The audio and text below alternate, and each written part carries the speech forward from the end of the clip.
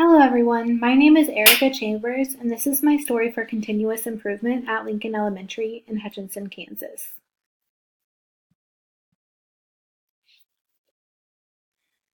We are a kindergarten through 6th grade school with around 278 students. We're a Title I school and one of 2 schools in Hutchinson to receive free and reduced lunches.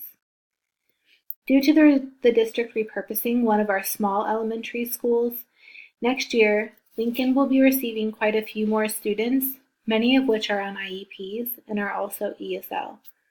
So our demographics will look differently next year.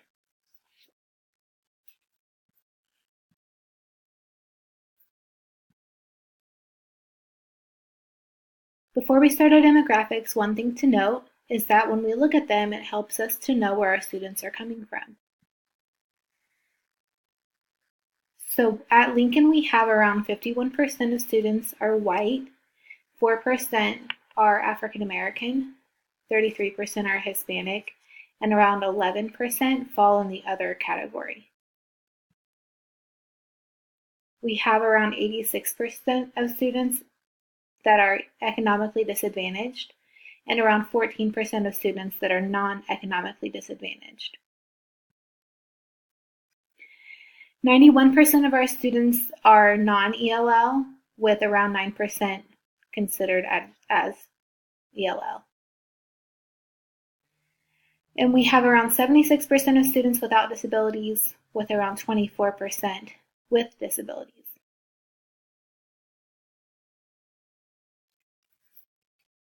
Next, we will look at our focus. Before we look at our state assessment scores, I'd like to review one of our key focuses at Lincoln, which are PLCs. The essential questions of PLCs are: what do we expect our students to learn? How will we know that they are learning? How will we respond when they don't learn? And how will we respond if they already know it? We are specifically looking at the bottom 2 questions today because we are analyzing our summative results.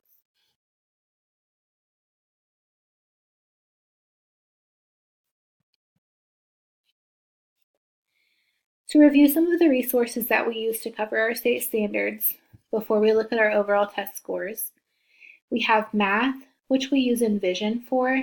This is in its 2nd year of the adoption. Teachers use tier planning, and they also find some other resources to fit their needs. With ELA, we have Sadlier, which is in its 4th year of the adoption. We use tier planning, and again, teachers pull other resources to fit their needs. We will not look at science test scores as a school, but we will during our grade level PLCs because this has been discussed as an area of weakness, and we will be getting a new curriculum next year. We'll look at our grade level scores at our PLC meetings.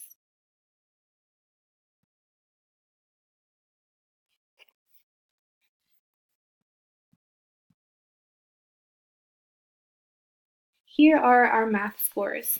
As we know, our goal is to have students at levels 3 and 4, and although we have a large number at 1 and 2, when looking at district and state results, we are right on level with them. Our scores look to have improved from last year, so it might seem that our new curriculum has been helping. One question that we might think about from the essential questions is, how do we respond when they already know it? That might be something that we look at for next year.